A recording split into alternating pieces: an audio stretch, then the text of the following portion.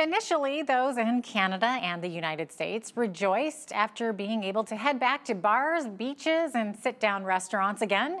Unfortunately, that headlong rush to the public square has caused COVID-19 to rear its ugly head with widespread reports of spikes in infections. Now, up until recently, one nation has handled the COVID crisis with a great deal of success, but they're now seeing their own second deadly wave of the virus. Joining us to discuss how Israel has handled this pandemic is David Rubin, author and former mayor of Shiloh, Israel. David, welcome to the show. It's so great to have you on. And by the way, you are joining us from Jerusalem, which is amazing. That's right. Absolutely. Now, David, when we first booked you for this interview, Israel was doing phenomenally well handling the pandemic. Cases had dropped significantly due to at least a 2-month lockdown. But then it looked like things took a turn for the worse once businesses opened up again. So, David, what's happening in Israel? Why don't you paint a picture for us? Okay, well, let me explain what the problem is. In Israel, as you pointed out, we had the lockdown for 2 months, and it was almost total lockdown. People were only allowed to go out to get their necessities, just food, medicines, and essential work, and that was it. So yes, the cases were way down. We thought that we had gotten rid of it completely. And then the country started to open up over the span of about 2 weeks. Everything opened up with the exception of the airports.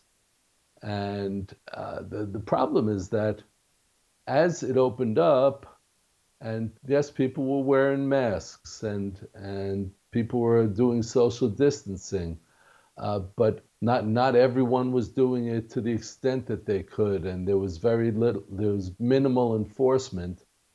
And before we knew it, everything's spiking again.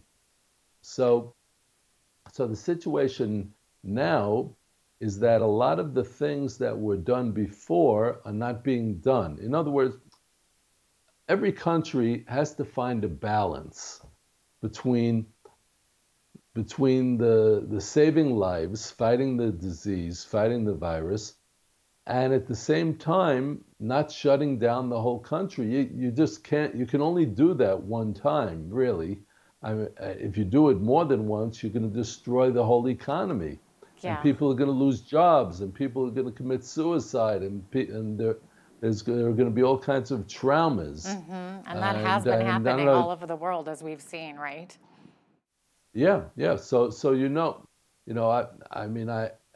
we have here in Israel, there's an organization that I founded called the Shiloh Israel Children's Fund, and the Shiloh Israel Children's Fund deals with trauma in children who are terror victims.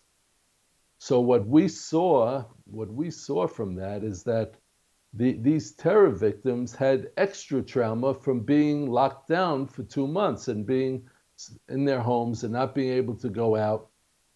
So now that everyone is back, schools have opened up, the center of the Shiloh Israel Children's Fund has opened up, people are back to work.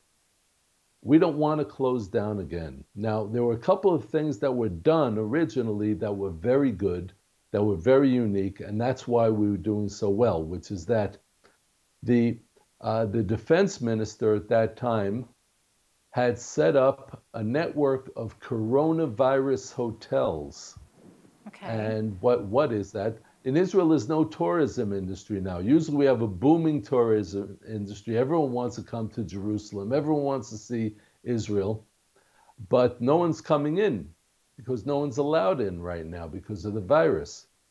So these coronavirus hotels were set up in all of the major hotels. And all of the lightly infected and moderately infected people were forced to go to those hotels to be treated. So they were removed from the rest of the population and they were treated, and that's how we got the numbers down. There were over 30 coronavirus hotels at that time. Wow. Now that everything, yes, now that everything's opened up, so these hotels have been closed down.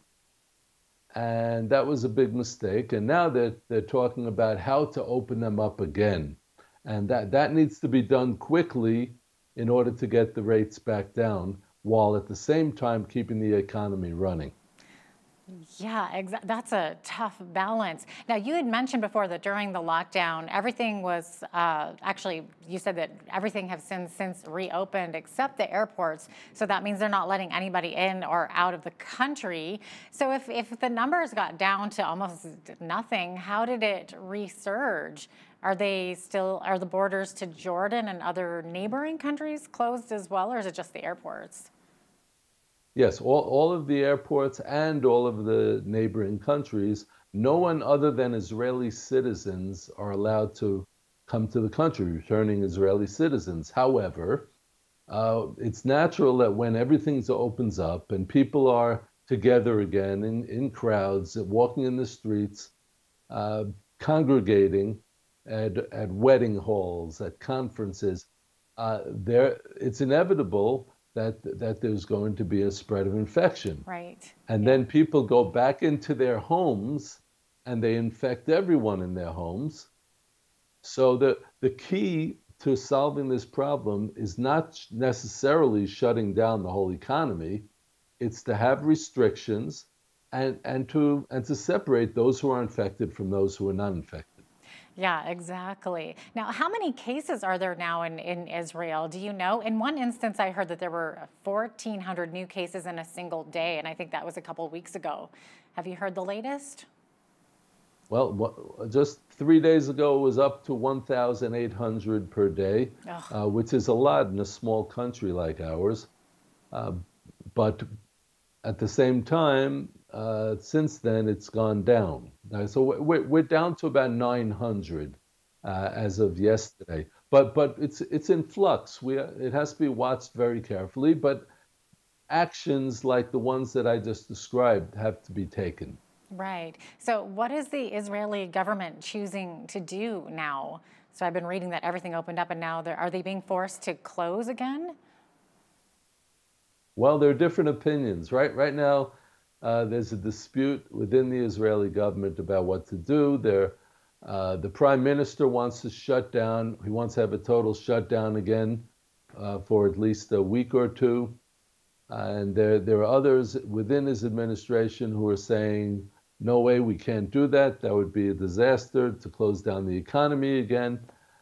So there are different opinions, and it remains to be seen what's going to be. But as you can tell from everything that I've said so far, I am not in favor of closing down the economy. I think that you need to be aggressive in confronting the virus, and at the same time, not to close down the economy because it creates more problems than it solves.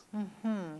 So, when did the economy reopen up again? They were closed for a couple months, and then they made the decision to reopen everything. Obviously, how long ago was this? Was this about a month or so, right? It was about 1 month ago. It actually we started opening up in the beginning of June. By the middle of June, everything was completely opened, as I said, with the exception of airports and tourism. But it happened so fast that it was a mistake to do it so quickly. I see. And we see the results Yeah. because we opened up without preparing for the possibility that there might be a resurgence. Yeah, and they didn't phase into it either, is what it sounds like. Correct. Yeah. Now, we're hearing that one of the biggest culprits have been the reopening of schools. So, when did Israeli students go back to school, and what's happening now? I'm, I disagree with those who say that one of the main culprits is schools because the studies show that there aren't too many children who infect the adults. It's usually an adult. We've had a number of cases, quite a few, of schools closing down because a teacher comes into the school with coronavirus, or a staff member comes in with coronavirus, infects everybody, including all the children, or doesn't infect all the children. But even if all the children aren't infected, the Israeli policy is that you close down the school immediately, Yeah. and everyone has to quarantine. But look, I think the research is inconclusive about to what extent children infect adults. I don't think that happens too often from what I've seen. Yeah. And I think it's a terrible mistake to have all the children go back into lockdown. It's children are so psychologically damaged, as I mentioned earlier. They're so psychologically damaged by having to go into quarantine, into lockdown. So I think the politicians need to study the research, and they need to see the way that we can reopen our countries safely. That's the key, to open up safely. Yeah, absolutely. And it's interesting what you were saying about the kids being a little bit slower to get infected. When it comes to school closures, is this something that other areas of the world, like Canada and the US, should continue doing as well? I know that there's a lot of controversy actually in the States right now about reopening schools. Canada, there's a similar predicament. What's your opinion on this? I know that you're saying it's important to get the kids back in class. Well, it's important to get them back in class. It's important to see how you do it and how you do it safely. In Israel, we have this strategy of capsules, of capsulization, that classrooms are divided, and there are plastic, nylon walls put up, barriers within the classroom, which helps prevent the spread of the virus, or perhaps even between the teacher and the children. There are various techniques used. Some places have used masks and found that to be successful.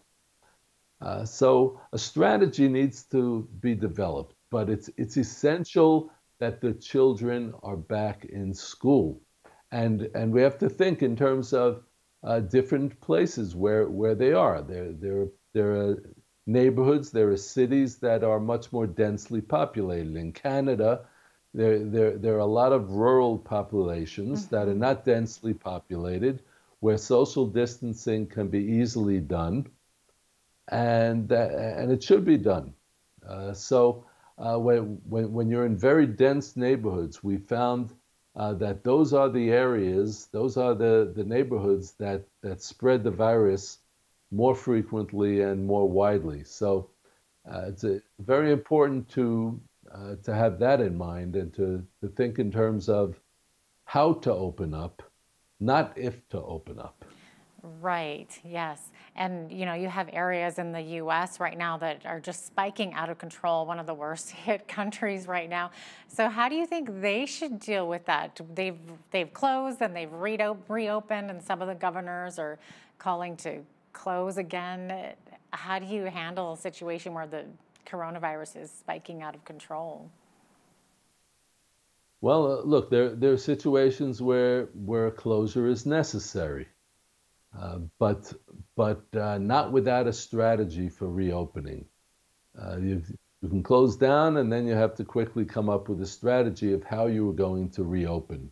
Because as I've said, the psychological damage is too great. Psychological damage to children, psychological damage to adults.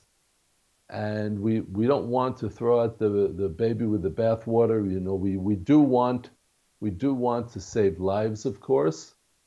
At the same time, we want to heal lives, and we want to heal those that have been emotionally wounded. So yes, separate the infected from the non-infected, and then do everything else that's needed: the social distancing, the washing of hands, the masks, whatever is needed. But not closing down an entire country, because then you just create other problems that will live on for generations. That was David Rubin, author and former mayor of Shiloh, Israel. We'll see you again sometime, David. Thank you.